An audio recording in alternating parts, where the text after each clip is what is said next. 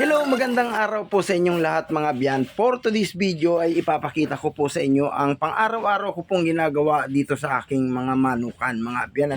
Dahil po tayo ay nag-uumpisa pa lang sa pagmamanukan ay talaga pong ginagawa po natin yung ating magagawa na maging on hand tayo sa ating pag-aalaga sa ating mga manok. Ngayon po ay nag-prepare ako mga biyan ng pagkain ng ating mga manok. Ayan, itong ating mga pellets na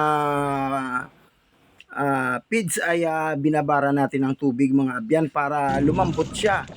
At nang sa ganun mamaya paghalo natin sa garbage ay hindi tayo mahirapan ng paghalo mga abyan.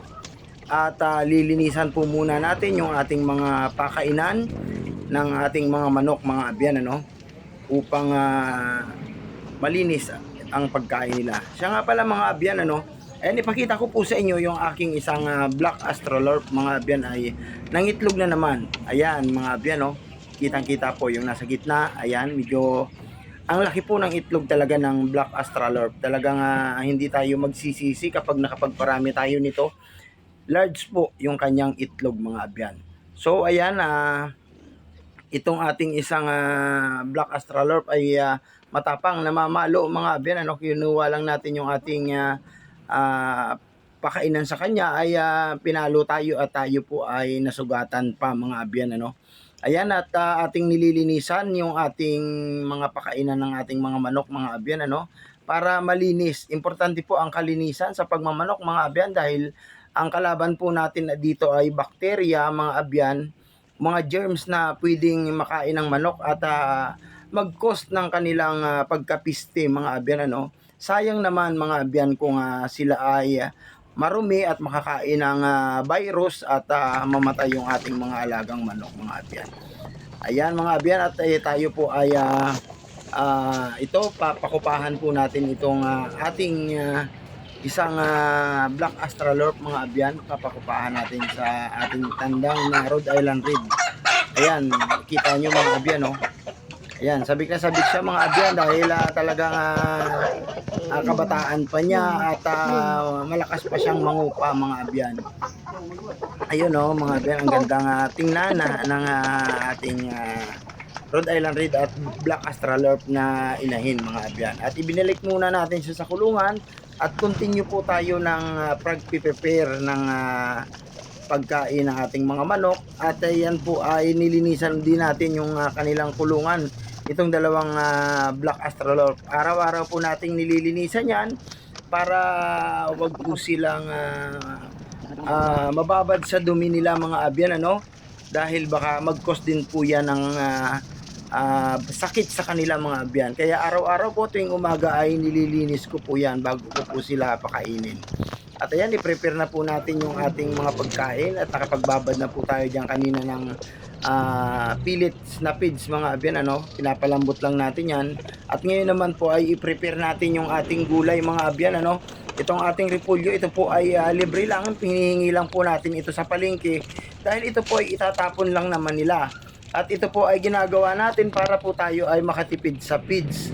Halos kalahati po ng feeds ang ating natitipid mga abyan dahil kung pupuruhin nating feeds mga abyan ay masakit sa bulsa dahil mahal na po ang commercial feeds sa mga agribit mga abyan So kaya araw-araw humihingi po tayo para araw-araw bago. Humihingi po tayo sa mga abyan natin sa palengke na itatapon na lang naman nila to, dadalhin na nila ito sa basurahan. So bago nila itapon, humihingi tayo ng medyo mga magagandang klase pa.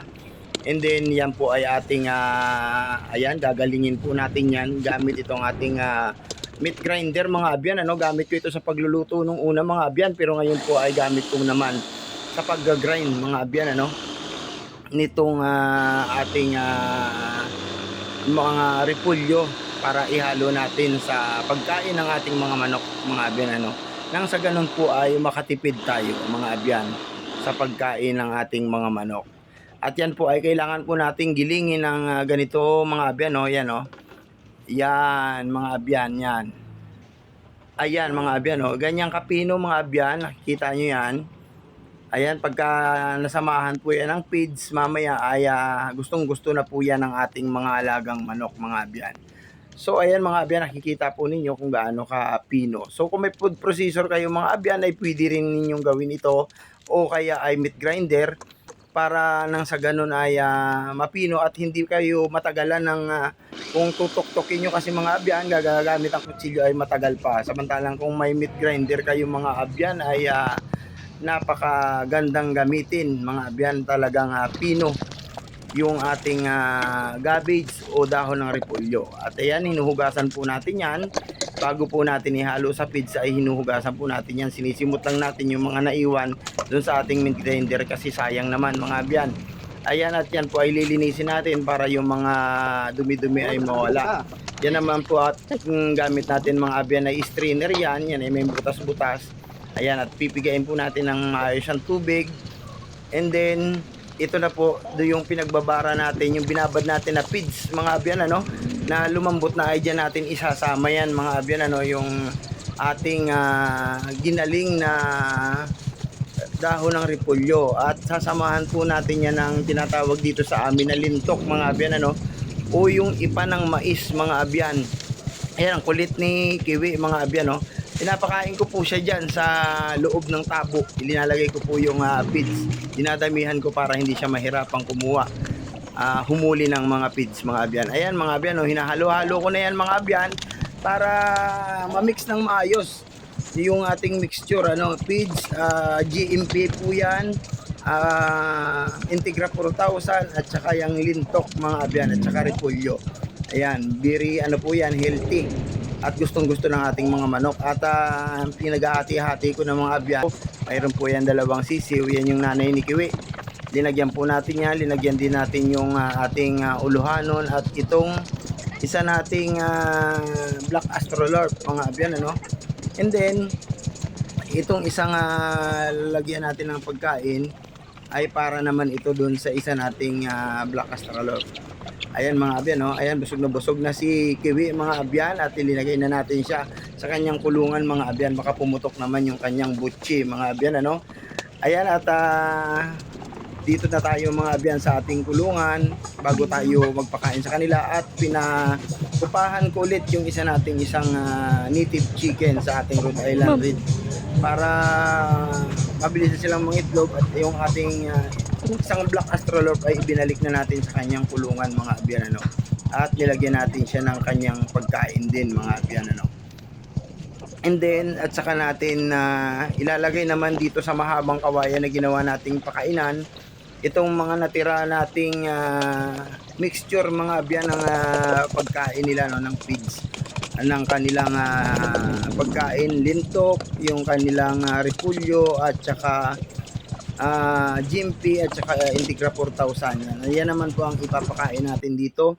sa ating mga ready to lay na native chicken mga abyan at dito sa ating Rhode Island Red na tandang mga abyan. So ayan mga abyan, ito po yung ating araw-araw na trabaho, araw-araw nating ginagawa dito sa ating mga alagang mga manok mga abyan dahil binibigyan talaga natin sila ng oras at saka importante mga abyan yung maramdaman nila yung pagmamahal natin sa ating mga alagang mga manok mga abyan. So ayan mga abyan ayan na, gusto nila yung kanilang pagkain. Combination yan mga abyan ng Integra 4000, GMP, yung tinatawag ditong lintok o ipa ng mais mga abyan at saka yung cabbage o repolyo mga abyan gustong gusto nila at maganda yung kanilang mga katawan mga abyan. So salamat sa panonood mga abyan, hanggang sa muli kong vlog mga abyan, hanggang sa muli, pag-ibig.